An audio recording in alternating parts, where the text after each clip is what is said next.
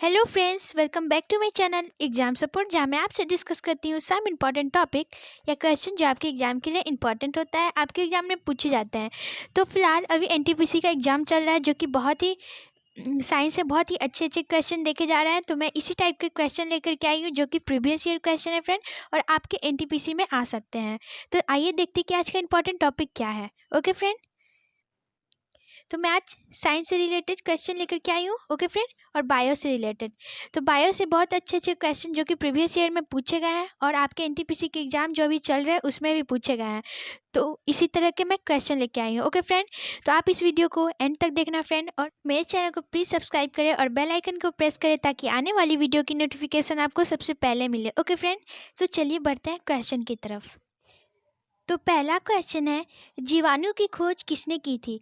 तो जीवाणु की खोज किसने की थी फ्रेंड? तो इसका आंसर होगा बी, ल्यूवेनहॉक। ल्यूवेनहॉक ने जीवाणु की खोज की थी। ये बहुत ही इजी क्वेश्चन है, और इस टाइप के क्वेश्चन आपके प्रीवियस ईयर में पूछे गए हैं। ओके फ्रेंड, तो याद रखिएगा। ओके, तो ल्यूवेनहॉक, इसका आंसर होगा बी।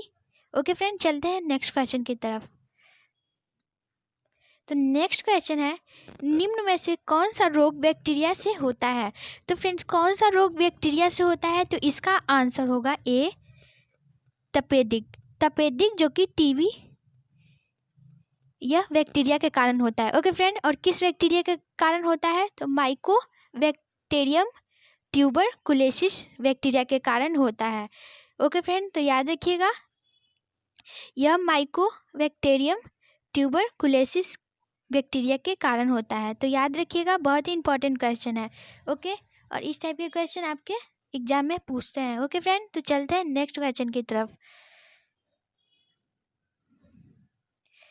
तो नेक्स्ट क्वेश्चन है, निम्न में से कौन पौधों के सभी भागों में भोजन पहुंचाता है? तो पौधों के सभी भागों में भोजन पहुंचाता है, वो कौन है फ्रेंड? तो आइए देखते हैं। सबसे पहले बात करते हैं, पौधे अपना भोजन खुद बनाती है फ्रेंड, जिसे फोटोसिंथेसिस कहते हैं। ओके, क्या फ्रेंड? तो पौधे अपने भोजन खुद बनाती है, जिसे फोटोसिंथेसिस कहते हैं। और पत्तियों में ग्लूकोज का निर्माण होता है। ओके, पत्तियों में ग्लूकोज का निर्माण होता है, और पत्तियों से जो फूड है उसे कौन सभी भागों में पहुंचाता है? तो इसका आंसर होगा फ्रेंड बी, फ्लोएम। फ्लोएम है जो कि पत्तियों में जो भोजन होता है उसको सभी भागों में फ्लोएम पहुंचाता है। ओके, तो याद रखिएगा, इसका आंसर होगा बी, फ्लोएम। ओके फ्रेंड, याद रखिएगा। चलते हैं नेक्स्ट क्वेश्चन। और हाँ फ्रेंड, जो जाइलम है, ये सभी पौधे के सभी भागों में क्या पहुंचाता है? तो जल तथा खनिज पहुंचाता है। तो याद रखिएगा, वाटर एंड मिनरल को सभी भागों में जाइलम पहुंचाता है। ओके, तो याद रखिएगा इन दोनों के बारे में, ये बहुत ही इंपॉर्टेंट क्वेश्चन है। फ्लोएम जो कि भोजन को सभी भागों में पहुंचाता है पौधे के, और जाइलम जो कि जल और खनिज को सभी भागों में पहुंचाता है। ओके, तो याद रखिएगा। ओके, चलते हैं नेक्स्ट क्वेश्चन की तरफ। तो नेक्स्ट क्वेश्चन है, कोशिका में आत्महत्या की थैली किसे कहते हैं? तो कोशिका में आत्महत्या की थैली किसे कौन कहलाता है फ्रेंड? तो इसका आंसर होगा फ्रेंड सी, लाइसोसोम। लाइसोसोम जो कि कोशिका में आत्महत्या की थैली कहलाता है। देखते हैं कैसे। तो फ्रेंड, लाइसोसोम जिसमें हाइड्रोलाइटिक एंजाइम पाए जाते हैं। ओके, और यह कोशिका के मृत हो जाने पर यह फट जाता है। ओके, और इससे जो एंजाइम है वह फैल जाता है, जो अपनी ही कोशिका को पचा देता है। ओके फ्रेंड, तो याद रखिएगा, इसीलिए इसे आत्महत्या की थैली कहते हैं। तो याद रखिएगा, लाइसोसोम जो कि आत्महत्या की थैली कहलाती है। ओके, तो चलते हैं नेक्स्ट क्वेश्चन की तरफ फ्रेंड। तो नेक्स्ट क्वेश्चन है, पादप कोशिकाओं का सबसे बाहरी आवरण क्या कहलाता है? तो पादप कोशिकाओं है उसकी सबसे बाहरी आवरण को क्या कहते हैं फ्रेंड? तो इसका आंसर होगा फ्रेंड बी, कोशिका भित्ति। कोशिका भित्ति जो कि यह पादपों का सबसे बाहरी आवरण को कहते हैं। तो ये पादपों के अलावा जीवाणु तथा कवकों में बाहरी आवरण को कोशिका भित्ति कहते हैं फ्रेंड। यह पादपों के अलावा जीवाणु और कवकों में भी पाई जाती है कोशिका भित्ति। ओके, और यह कोशिका भित्ति जो कि एक जटिल कार्बोहाइड्रेट्स का बना होता है, जिसे सेल्यूलोज कहते हैं। ओके फ्रेंड, और एक पॉइंट और याद रखिएगा कि यह मानवों में कोशिका भित्ति नहीं पाई जाती है। ओके फ्रेंड, तो याद रखिएगा, मानवों में कोशिका भित्ति नहीं पाई जाती है। तो ये बहुत ही इंपॉर्टेंट क्वेश्चन है, आपका प्रीवियस ईयर क्वेश्चन है। ओके, तो याद रखिएगा कोशिका विधि जो कि पादपों के सबसे बाहरी आवरण को कहते हैं। ओके, तो चलते हैं नेक्स्ट क्वेश्चन की तरफ। तो नेक्स्ट क्वेश्चन है कोशिकाओं का ऊर्जा गृह किसको कहा जाता है? तो कोशिकाओं का ऊर्जा गृह किसे कहा जाता है? तो ये बहुत ही इजी क्वेश्चन है फ्रेंड, और साथ में यह प्रीवियस ईयर भी है क्वेश्चन भी है। ओके, तो इसका आंसर होगा फ्रेंड सी, माइटोकॉन्ड्रिया। ये बहुत इजी क्वेश्चन था। कोशिकाओं के ऊर्जा गृह कहते हैं माइटोकॉन्ड्रिया को। ओके, चलते हैं नेक्स्ट क्वेश्चन की तरफ फ्रेंड। तो नेक्स्ट क्वेश्चन है कोशिका में प्रोटीन संश्लेषण कहाँ होता है? तो कोशिका में प्रोटीन संश्लेषण कहाँ होता है? तो इसका आंसर होगा फ्रेंड बी, राइबोसोम। राइबोसोम में कोशिका में प्रोटीन का संश्लेषण होता है। तो याद रखिएगा बहुत ही इंपॉर्टेंट क्वेश्चन है। ओके, साथ में इसे राइबोसोम को प्रोटीन का कारखाना भी कहा जाता है। तो आपके एग्जाम में ऐसे भी क्वेश्चन कर सकता है कि किस कोशिकाओं को प्रोटीन का कारखाना कहा जाता है? तो प्रोटीन का कारखाना किसे कहा जाता है? तो राइबोसोम को। तो ये भी याद रखिएगा फ्रेंड। ओके, चलते हैं नेक्स्ट क्वेश्चन की तरफ। तो नेक्स्ट क्वेश्चन है निम्न में से किस में होमोडोंट दांत पाए जाते हैं? तो होमोडोंट दांत होते क्या है ये जानते हैं। तो होमोडोंट जिसमें फ्रेंड्स सभी दांत एक समान होती है। जैसे मानवों में आप देखे होंगे कि सभी दांत कोई अलग अलग प्रकार के होते हैं, लेकिन होमोडोंट दांत उसे कहते हैं जिसमें सभी दांत एक प्रकार की होती है, समान आकार की होती है। तो इसका आंसर हो जाएगा फ्रेंड बी, मछली। मछली और मगरमच्छ ये दोनों में आपके होमोडोंट दांत पाए जाते हैं। ओके, तो बात करते हैं मनुष्य के जो दांत होते हैं वो क्या होते हैं फ्रेंड? तो मनुष्य के दांत को कहते हैं हेट्रोडोंट। हेट्रोडोंट जो कि मनुष्य के दांत के जो कि सेम साइज के नहीं होते, इसी कारण मनुष्य के दांत को हेट्रोडोंट, और जो एक समान दांत होते हैं जैसे मछली मगरमच्छ इसे होमोडोंट दांत पाए जाते हैं। ओके, तो ये भी याद रखिएगा। चलते हैं नेक्स्ट क्वेश्चन की तरफ। तो नेक्स्ट क्वेश्चन है रक्त में यूरिया अम्ल की अधिकता का लक्षण है। तो जो रक्त में यूरिया अम्ल अधिक हो जाता है तो इसका लक्षण क्या है? तो इससे कौन सी बीमारी होती है फ्रेंड? तो इसका आंसर होगा फ्रेंड डी, सी, गठिया। तो गठिया रोग हो जाती है रक्त में यूरिक अम्ल के अधिकता के कारण। देखते हैं कैसे फ्रेंड। तो जब भी हम कोई प्रोटीन लेते हैं तो ये प्रोटीन क्या अमीनो अम्ल में टूटता है। ओके फ्रेंड, जो अमीनो अम्ल है वो कन्वर्ट हो जाता है यूरिया में। ओके फ्रेंड, तो यूरिया में कन्वर्ट हो जाता है और ये यूरिया ब्लड में मिल जाता है। तो किडनी इस यूरिया को ब्लड से अलग कर देती है। ओके, और इसी यूरिया में H2O जब मिलता है, जल मिलता है, तो यूरिन का निर्माण होता है। ओके फ्रेंड, तो याद रखिएगा। तो यही जब यूरिया जब ज़्यादा अमाउंट इसका बढ़ जाता है तो ये हमारी हड्डियों में जमने लगता है, हड्डियों के जॉइंट में जमने लगता है, जिसके कारण हमें गठिया रोग होता है। ओके फ्रेंड, तो याद रखिएगा रक्त में यूरिक अम्ल के अधिकता के कारण कौन सा रोग हो जाता है? तो यह गठिया रोग हो जाता है फ्रेंड, याद रखिएगा। ओके, चलते हैं नेक्स्ट क्वेश्चन की तरफ। नेक्स्ट क्वेश्चन है किस कोशिकांग को कोशिका का मास्टर कहा जाता है? तो किस कोशिकांग को कोशिका का मास्टर कहा जाता है? तो इसका आंसर होगा फ्रेंड बी जो हमारा केंद्रक है इसे कोशिका का मास्टर कहा जाता है। ओके फ्रेंड, तो याद रखिएगा केंद्रक को कोशिका का मास्टर कहा जाता है। बहुत ही इजी क्वेश्चन था और आपका प्रीवियस ईयर क्वेश्चन था। तो इस टाइप के क्वेश्चन आपके एग्जाम में पूछे जा सकते हैं, तो आप इस वीडियो को एंड तक देखना फ्रेंड। ओके, चलते हैं नेक्स्ट क्वेश्चन की तरफ। तो नेक्स्ट क्वेश्चन है डिओडेनम निम्न में से किसका भाग है? तो डिओडेनम निम्न में से किसका भाग है? तो देखते हैं। तो इसका आंसर हो जाएगा फ्रेंड ए, छोटी आंत। तो छोटी आंत का यह सबसे ऊपरी भाग है। ओके फ्रेंड, तो हमारे छोटी आंत में 3 भाग होते हैं फ्रेंड, जो कि सबसे ऊपर में होते हैं उसे डिओडेनम कहते हैं, और जो बीच वाला भाग है उसे जेजुलम कहते हैं, और जो नीचे वाला भाग होती है उसे इलियम बोलते हैं। तो याद रखिएगा ये आपके एग्जाम में पूछा जा सकता है कि डिओडेनम निम्न में से किसका भाग है? तो यह छोटी आंत का भाग है और यह सबसे ऊपरी भाग है छोटी आंत की। ओके, तो याद रखिएगा डिओडेनम। ओके फ्रेंड, चलते हैं नेक्स्ट क्वेश्चन की तरफ।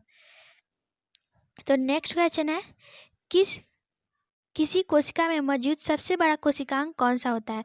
तो फ्रेंड मैंने अभी बताया कि कोशिका में सबसे बड़ा कोशिकांग क्या है, तो वो केंद्रक था। ओके फ्रेंड, और इस क्वेश्चन में कह रहा है कि किसी कोशिका में मौजूद सबसे बड़ा कोशिकांग कौन सा है? तो केंद्रक ही है फ्रेंड, याद रखिएगा बहुत इजी क्वेश्चन था। केंद्रक जो कि किसी कोशिका में मौजूद सबसे बड़ा कोशिकांग है। ओके, चलते हैं नेक्स्ट क्वेश्चन की तरफ। तो नेक्स्ट क्वेश्चन है, निम्न में से कौन सा एंजाइम अग्नाशय यानी कि पेनक्रियाज से स्रावित होता है? तो पेनक्रियाज से कौन सा एंजाइम स्रावित होता है फ्रेंड? तो इसका आंसर होगा फ्रेंड डी, ये सभी, जैसे कि ट्रिप्सिन, लाइपेज और अमाइलेज, यह तीनों जो कि हमारे पेनक्रियाज से स्रावित होते हैं। ओके फ्रेंड, तो इसके बारे में जानते हैं।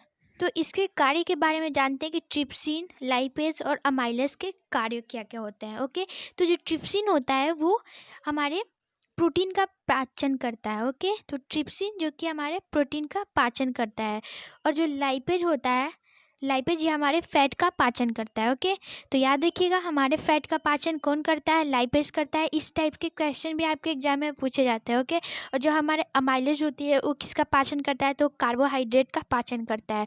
तो तीनों एंजाइम्स के बारे में याद रखिएगा जो कि हमारे पेनक्रियाज से निकलते हैं, और ये तीनों जो कि प्रोटीन का पाचन करते हैं, फैट का पाचन करते हैं और कार्बोहाइड्रेट का पाचन करते हैं। और जो हमारे अमाइलेज है वो हमारे लार में भी पाए जाते हैं, जिसे सलाइवरी अमाइलेज या टाइलिन के नाम से जाने जाते हैं। तो ये भी याद रखिएगा, जो अमाइलेज है ये हमारे लार में भी पाए जाते हैं, जिसे सलाइवरी अमाइलेज कहते हैं या टाइलिन कहते हैं। ओके फ्रेंड, तो याद रखिएगा बहुत ही इजी क्वेश्चन था। आप एक बार समझ जाओगे तो आप एग्जाम में आराम से ऐसे क्वेश्चन को कर सकते हो। ओके फ्रेंड, तो चलते हैं नेक्स्ट क्वेश्चन की तरफ। तो नेक्स्ट क्वेश्चन है, निम्न में से कौन सा पाचन तंत्र का हिस्सा नहीं है? तो ये क्वेश्चन बहुत ही इंपॉर्टेंट है फ्रेंड। निम्न में से कौन हमारे पाचन तंत्र का हिस्सा नहीं है? तो बात करते हैं मुंह। मुंह में फ्रेंड जब भी हम कोई कार्बोहाइड्रेट लेते हैं तो हमारे मुंह से ही पाचन होना स्टार्ट हो जाता है। तो याद रखिएगा, क्योंकि हमारे लार में जो एंजाइम्स पाए जाते हैं टाइलिन, वो हमारे कार्बोहाइड्रेट को पाचन करने में ही मुंह में ही स्टार्ट कर देता है। तो याद रखिएगा मुंह तो है ही, साथ में अमाशय भी है, छोटी आंत भी है, क्योंकि छोटी आंत में संपूर्ण पाचन हो जाता है फ्रेंड। तो कौन नहीं है फ्रेंड? इसमें क्वेश्चन ने पूछा है कौन नहीं है हमारे पाचन तंत्र का हिस्सा? तो हमारे पाचन तंत्र का हिस्सा किडनी नहीं है। तो याद रखिएगा किडनी नहीं है हमारे पाचन तंत्र का हिस्सा, और मुंह, अमाशय और छोटी आंत ये तीनों हमारे पाचन तंत्र का हिस्सा है। ओके, तो याद रखिएगा इस क्वेश्चन को। चलते हैं नेक्स्ट क्वेश्चन की तरफ। तो नेक्स्ट क्वेश्चन है, कार्बोहाइड्रेट, प्रोटीन और वसा का पूर्ण पाचन कहाँ होता है? तो मैंने अभी बताया फ्रेंड थोड़ी देर पहले कि पूर्ण पाचन कहाँ होता है। तो पूर्ण पाचन होता है हमारे भोजन का, वो है छोटी आंत। इसका सही आंसर होगा फ्रेंड सी, छोटी आंत में जो कि पूर्ण पाचन होता है। ओके, चलते हैं नेक्स्ट क्वेश्चन की तरफ फ्रेंड। तो नेक्स्ट क्वेश्चन है, नेफ्रॉन निम्न में से किसका भाग है? तो नेफ्रॉन निम्न में से किसका भाग है फ्रेंड? तो इसका आंसर हो जाएगा डी, किडनी का भाग है नेफ्रॉन। ओके, तो याद रखिएगा। चलते हैं नेक्स्ट क्वेश्चन की तरफ। इनमें से कौन सा हार्मोन मानव रक्त के शर्करा की मात्रा को नियंत्रित करता है? तो कौन सा हार्मोन मानव रक्त में शर्करा की मात्रा को नियंत्रित करता है? तो आपको पता है फ्रेंड इंसुलिन की कमी से डायबिटीज़ होती है, और वही हमारे मानव रक्त की शर्करा को नियंत्रित करता है। तो फ्रेंड्स यह हार्मोन्स कहाँ से निकलती है? तो यह हमारे पेनक्रियाज से निकलती है। तो इसका आंसर होगा सी। तो कौन सा हार्मोन? यह इंसुलिन के कारण होता है। देखते हैं कैसे होता है। तो जब भी यह ग्लूकोज के अधिकता के कारण ये होता है फ्रेंड। तो जब भी हम कोई कार्बोहाइड्रेट लेते हैं तो वो ग्लूकोज में टूटता है। ओके, और ग्लूकोज में टूटता है वो ग्लूकोजाइन में बदलता है। ओके, ग्लूकोज जो कि ग्लूकोजाइन में बदलता है। तो जब इंसुलिन एंजाइम है, सॉरी फ्रेंड, इंसुलिन हार्मोन है, इसे यही ग्लूकोजाइन में बदलता है ग्लूकोज को, और इसी की कमी के कारण हमारे शरीर में ग्लूकोज की मात्रा बढ़ जाती है, जिसके कारण डायबिटीज़ हो जाता है। ओके फ्रेंड, तो इसकी नियंत्रण करने के लिए कौन सा हार्मोन निकलता है? तो इसे नियंत्रण करता है इंसुलिन। तो ये कहाँ से निकलता है? तो ये अग्नाशय से निकलता है। तो इसका आंसर होगा फ्रेंड सी, अग्नाशय। ओके, तो ध्यान दीजिएगा, बहुत इजी क्वेश्चन था। चलते हैं नेक्स्ट क्वेश्चन की तरफ। ओके फ्रेंड,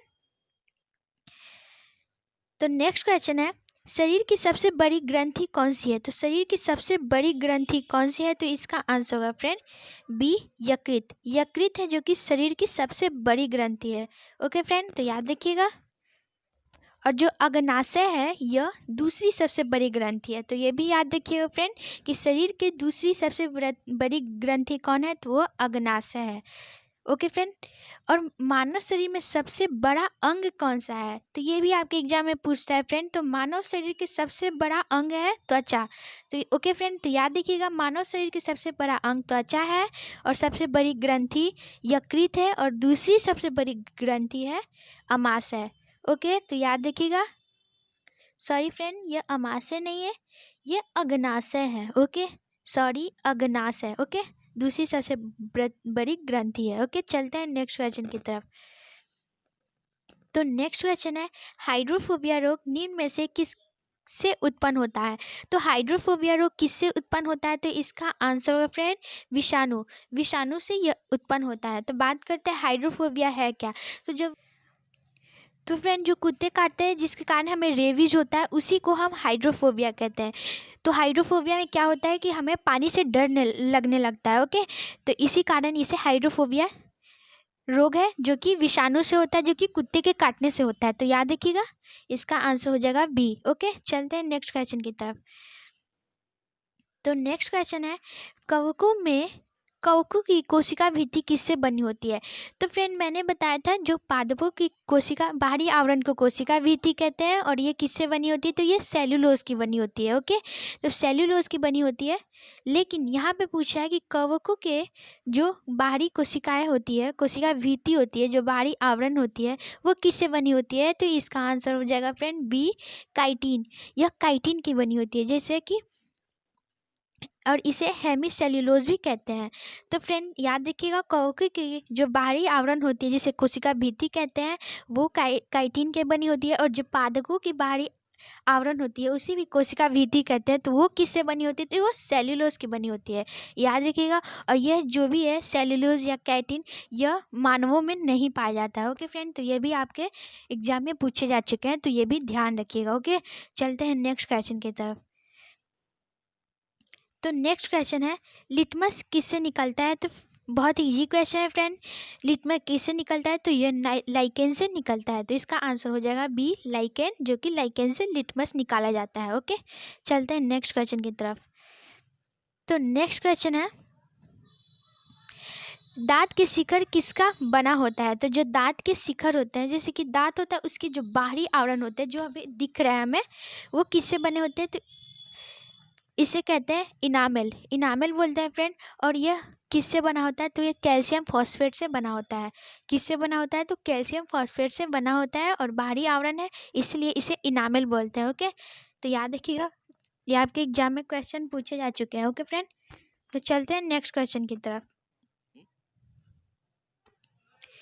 तो नेक्स्ट क्वेश्चन है, प्लाज्मा में जल कितने प्रतिशत पाया जाता है? तो आपको पता है फ्रेंड कि प्लाज्मा जो है, हमारे ब्लड में प्लाज्मा पाए जाते हैं। ओके, तो कितने परसेंट प्लाज्मा पाए जाते हैं? तो हमारे ब्लड में 55% प्लाज्मा पाए जाते हैं। ओके, और 45% में आपके आरबीसी, डब्ल्यूबीसी और प्लेटलेट्स पाए जाते हैं। तो जो हमारे प्लाज्मा होते हैं 55%, इन 55% के अंदर कितना परसेंट जल पाया जाता है, ये आपके क्वेश्चन पूछ रहा है फ्रेंड। तो प्लाज्मा में जल कितने परसेंट पाए जाते हैं? तो इसका आंसर हो जाएगा फ्रेंड सी, 90%। तो 90% प्लाज्मा में जल पाए जाते हैं, तो ये याद रखिएगा। और ये प्लाज्मा ब्लड में कितने परसेंट पाए जाते हैं? तो आपके 55% पाए जाते हैं, तो ये भी याद रखिएगा। ओके फ्रेंड, चलते हैं नेक्स्ट क्वेश्चन की तरफ। तो नेक्स्ट क्वेश्चन है, रक्त होता है। तो रक्त क्या होता है फ्रेंड? तो यह एक संयोजी उत्तक होता है। ओके फ्रेंड, तो याद रखिएगा, यह संयोजी उत्तक होता है। रक्त हमारे पूरे बॉडी में पाया जाता है फ्रेंड, जो इसी कारण इसे संयोजी उत्तक कहते हैं फ्रेंड। और यह एक उत्तक से दूसरे उत्तक को यह जोड़ता है, सभी भागों में पाया जाता है, जिसके कारण से संयोजी उत्तक कहते हैं। तो रक्त एक संयोजी उत्तक है। ओके फ्रेंड, तो ये भी याद रखिएगा। चलते हैं नेक्स्ट क्वेश्चन की तरफ। तो नेक्स्ट क्वेश्चन है, मनुष्य के शरीर में पाचन का अधिकांश भाग किस अंग से संपन्न होता है? तो मनुष्य के शरीर में पाचन का अधिकांश भाग किस अंग से संपन्न होता है? तो किस अंग में संपन्न होता है फ्रेंड? तो इसका आंसर हो जाएगा फ्रेंड छोटी आंत। मैंने अभी कुछ देर पहले बताया कि जितने भी संपूर्ण आपके पाचन होता है वो कहाँ होता है? तो ये छोटी आंत में होता है। तो इसका भी आंसर हो जाएगा पाचन का अधिकांश भाग जो कि संपन्न होता है ये आपके छोटी आंत में संपन्न होता है। ओके फ्रेंड, तो याद रखिएगा। चलते हैं नेक्स्ट क्वेश्चन की तरफ। तो नेक्स्ट क्वेश्चन है, मनुष्य का पाचन क्रिया कहाँ से आरंभ हो जाता है? तो मैंने बताया फ्रेंड कि मनुष्य का जो पाचन है वो हमारे मुंह से ही पाचन होना आरंभ हो जाता है। तो इसका आंसर हो जाएगा फ्रेंड मुंह, जो कि हम पाचन का आरंभ हो जाता है हमारे मुंह से ही। तो ओके फ्रेंड, तो याद रखिएगा हमारे मुंह। और जो संपूर्ण पाचन कहाँ होता है? तो अभी मैंने बताया फ्रेंड, संपूर्ण पाचन होता है आपके छोटी आंत में। तो ये याद रखिएगा। ओके, चलते हैं नेक्स्ट क्वेश्चन की तरफ। तो नेक्स्ट क्वेश्चन है, लार में कौन सा एंजाइम पाया जाता है? तो मैंने ये भी आपको बताया फ्रेंड, कौन सा एंजाइम पाया जाता है। तो इसे इसका आंसर होगा फ्रेंड बी, टाइलिन। टाइलिन है जो कि हमारे लार में पाया जाता है। ओके, याद रखिएगा। चलते हैं नेक्स्ट क्वेश्चन की तरफ। तो नेक्स्ट क्वेश्चन है, ल्यूकेमिया जो एक प्रकार का रक्त कैंसर है फ्रेंड, जिसमें किसकी बढ़ोतरी के कारण होता है? तो किसकी बढ़ोतरी होती है? जो ल्यूकेमिया जो कि रक्त कैंसर है, ब्लड कैंसर, इस किसकी बढ़ोतरी होती है? तो इसका आंसर होगा फ्रेंड सी, श्वेत रक्त कोशिका यानी कि WBC के बढ़ोतरी के कारण यह होता है। तो जानते हैं कैसे? हमारे जो ब्लड होते हैं उसमें 55% तो प्लाज्मा पाए जाते हैं और जो 45% है उसमें RBC, WBC और प्लेटलेट्स पाए जाते हैं। तो जो हमारे RBC होते हैं, मैं शॉर्ट फॉर्म में लिख रही हूँ फ्रेंड, RBC, और ये WBC, यहाँ पे भी WBC। तो इसका जो अनुपात होता है कितना होता है? तो 600:1। तो ये होता है। तो जब WBC में इसकी बढ़ोतरी होने लगती है, WBC की, जिसके कारण हमारे मतलब ल्यूकेमिया होती है, रक्त कैंसर होता है। तो ये याद रखिएगा फ्रेंड, WBC के बढ़ोतरी के कारण ल्यूकेमिया होता है, ब्लड कैंसर होता है। ओके, तो याद रखिएगा। चलते हैं नेक्स्ट क्वेश्चन की तरफ। तो नेक्स्ट क्वेश्चन है, निम्न में से कौन सा विटामिन खून को जमने में आवश्यक होता है? तो ये बहुत ही इजी क्वेश्चन है फ्रेंड, ये आपको पता ही होगा कौन सा विटामिन है जो कि खून को जमाने में, थक्का बनाने में आवश्यक होता है। तो इसका आंसर होगा फ्रेंड डी, विटामिन के। तो विटामिन के जो कि हमारे खून को थक्का बनाता है, जमने में मदद करता है। ओके, तो चलते हैं। और इसकी कमी से हमारे रक्त जो है वो ज़्यादा बहने लगते हैं, इसी कारण हमारे विटामिन के की ज़रूरत होती है जो कि रक्त को जमाने में मदद करता है। ओके, चलते हैं नेक्स्ट क्वेश्चन की तरफ। नेक्स्ट क्वेश्चन है, निम्न में से कौन सा विटामिन जल में घुलनशील होता है? तो मैंने एक वीडियो भी बनाई थी फ्रेंड इससे पहले बायो के, उसमें मैंने विटामिन के बहुत सारे क्वेश्चन को कवर किया, तो आप वो भी देख सकते हो। तो यह जल में घुलनशील होता है फ्रेंड, कैसे? तो जो हमारे, याद रखिएगा, विटामिन जो होते हैं दो तरह के होते हैं, एक जल में घुलनशील, एक वसा में यानी फैट में घुलनशील। तो जो वसा में घुलनशील होते हैं वो होते हैं vitamin A, vitamin D, vitamin E और विटामिन के। तो ये जो चारों है ये वसा में है, और इसे छोड़कर जो भी विटामिन बचते हैं जैसे कि विटामिन सी, विटामिन बी या बी के जो भी है, B1, B2, ये सारे जल में घुलनशील होते हैं। तो इस क्वेश्चन का आंसर क्या होगा फ्रेंड? तो इसका आंसर होगा फ्रेंड सी, विटामिन सी, जो कि जल में घुलनशील होते हैं। और जो भी है A, D, E के, यह वसा में घुलनशील होते हैं। तो याद रखिएगा इस क्वेश्चन का आंसर क्या होगा? तो विटामिन सी जो कि जल में घुलनशील होता है। ओके फ्रेंड, याद रखिएगा। चलते हैं नेक्स्ट क्वेश्चन की तरफ। तो फ्रेंड आज का इतना ही इंपॉर्टेंट क्वेश्चन था, ये सारे आपके प्रीवियस ईयर क्वेश्चन थे फ्रेंड, और इस वीडियो को एंड तक देखना क्योंकि यह आपके NTPC एग्जाम के लिए बहुत इंपॉर्टेंट है। इससे पहले भी मैंने फिजिक्स और केमिस्ट्री के 2 वीडियो बनाए फ्रेंड, तो वो भी देख सकते हो, वो भी आपके NTPC एग्जाम के लिए बहुत इंपॉर्टेंट है क्योंकि वो सारे प्रीवियस ईयर क्वेश्चन है। तो फ्रेंड आप इस वीडियो को एंड तक देखना और इस वीडियो को लाइक एंड शेयर जरूर करना फ्रेंड। ओके, आपकी सपोर्ट की बहुत ज़रूरत है friend. Thank you so much.